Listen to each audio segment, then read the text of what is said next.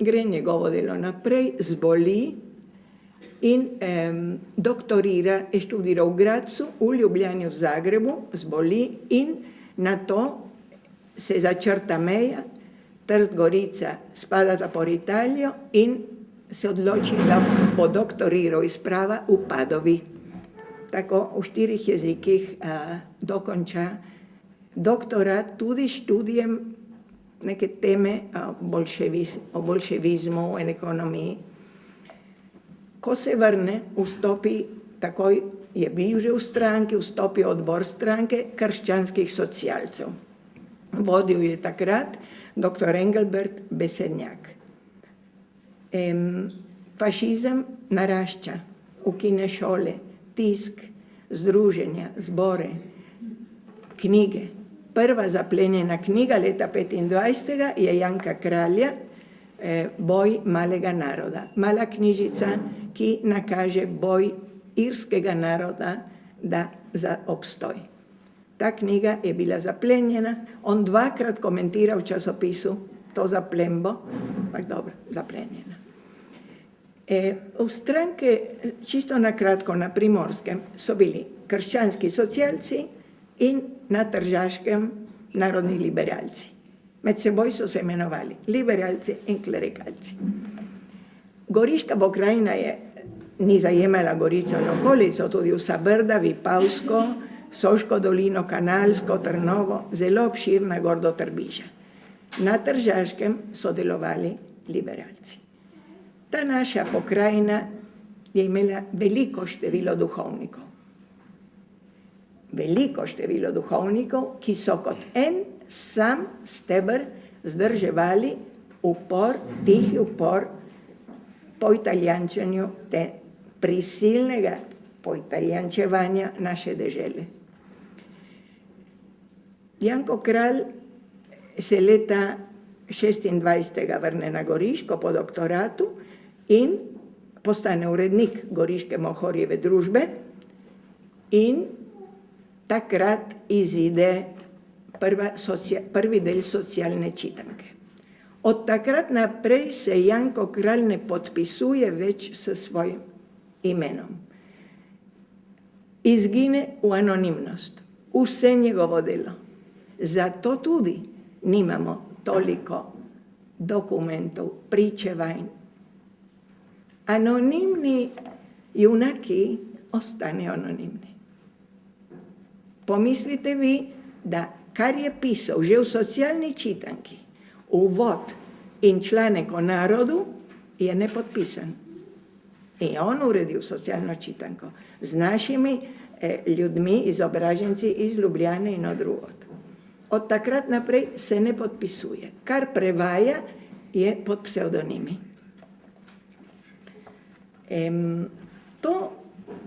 To je važno, da se pove, ker reki, kako da nima v arhivih, kako da ni tega. Ne? Oni so sklenili, da bodo delovali podtalno, ker niso vedeli, koliko časa lahko fašizem traja. Torej, vzdrževati tako ogromno kapilarno mrežo je bilo edino mogoče s čisto sigurnimi ljudmi v majhnem odboru in razvejano mrežo po vsej deželi. Tudi preko duhovnikov, ampak v vsaki vasi so imeli nekaj fantov in mož, ki so zvesto sodelovali do konca fašizma. To so bili čudoviti ljudje in lahko rečemo, da so bili edinstveni. Tudi lahko še nekaj lepega povemo o Primorski. Narodni liberalci in krščanski socialci se niso med seboj izdajali. Stavek, bili smo vsi eno, sem ga mnogokrat slišala. Bili smo vsi eno. Svetovno nazorsko morda ne, ampak narodno gotovo da. Branili smo slovensko kulturo, slovenskega človeka proti krivicam. In tukaj so duhovniki doprinesli velik delež, ker večina intelektualcev je emigrirala v Jugoslavijo ali drugam. V Trstu sploh, pri nas tudi. Takrat je doktor Korošec povabu Janka Kralja, naj pride, naj se pripravi, da pride v Ljubljano, ker ga potrebuje, da bo z njim deloval. In tukaj se v tem človeku pojavi borba. Po eni strani želi iti na socialno in politično polje, ob doktor Korošcu, po drugi strani zapiše svoji zaročenki, ker se ločiti ne morem in me vest ne pusti. Tukaj je bistvo tega, zakaj je ostal na terenu. Se odloči za težje življenje, preganjano življenje in to zaročenki tudi pove. Predno se poročita. Takrat so bili duhovniki zelo važen dejavnik, ker so učili otroke pisati in čitati. V cerkvi so bili obredi v slovenščini, se ohranjala molitev in slovenska pesem, dokler ni prišlo tudi tam do krize. Vedno se omenja o teh duhovnikih, se piše, vendar ne povedo, da so imeli voditelja. Kako so tako čudovito funkcionirali? Kako, če beremo knjigo monsignorja Klinca Slovenska duhovščina pod fašizmom, vidimo, da so obsojeni na 5 let in pridejo ven čez 2 leti, na 6 mesecev in pridejo ven čez 2 meseca, na 3 mesece in pridejo ven čez 14 dni, na konfinacijo in se prepreči konfinacija. Kdo je bil zadaj? Veste kaj? Zadaj je bil nekdo, ki so ga potem klevetali, da je imel zveze.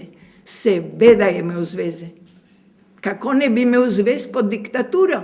Kako bi reševal duhovnike predvsem? Kako bi pomagal ljudem v stiskah? Je imel zveze, pa kakšne zveze? Ampak nekatere so jih vedeli, ta skupinca v odboru čudovitih ljudi, nekatere je Janko Kralj nosil sam. Še leta 2000 zgodovinar Pelikan zapiše, vemo, da so imeli zveze, ampak še sedaj ne vemo, kako.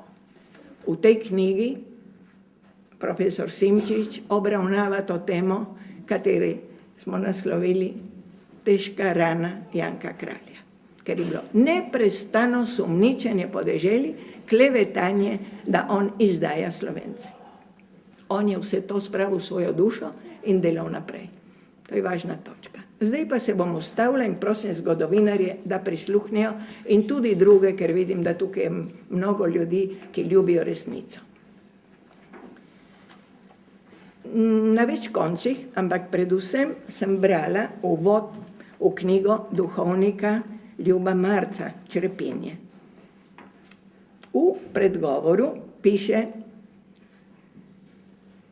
duhovnik, da se čudi, da oni se čudijo, da je ljudska oblast potem tako postopala z duhovniki. Se čudijo. In potem pravi, naši čedermaci pod fašizmom, nacizmom, momentek. Doktor Janko Kralj je obvestil, takoj, ko je začel komunizem, takoj obvestil, jasno povedal, obveščal in tudi duhovnike, pazite, to je komunizem, pazite, to je bolševizem, OF, pazite, ni to. Zakaj pravim, da opominjam? Poglejte, čedermaci so samo duhovniki pod fašizmom. France Bevk je napisal krasen roman, ki mnogo tega gradiva je prejel pri mojem očetu Janku Kralju. Čedermaci so duhovniki, ki so bili preganjani zaradi slovenskega jezika, slovenske kulture in so jih Italijani želeli umakniti in so leta 1931 izjavili, jih je treba pomesti, ker če ne bo italijanizacije. France Bevk napiše roman o teh duhovnikih, ki so trpeli pod fašizmom. Pika. Do tukaj so čedermaci. ko začnejo likvidacije 16 duhovnikov in naprej, in Erliha in tega in drugega, niti ne od civilistov, govorimo o duhovnikov, je druga doba.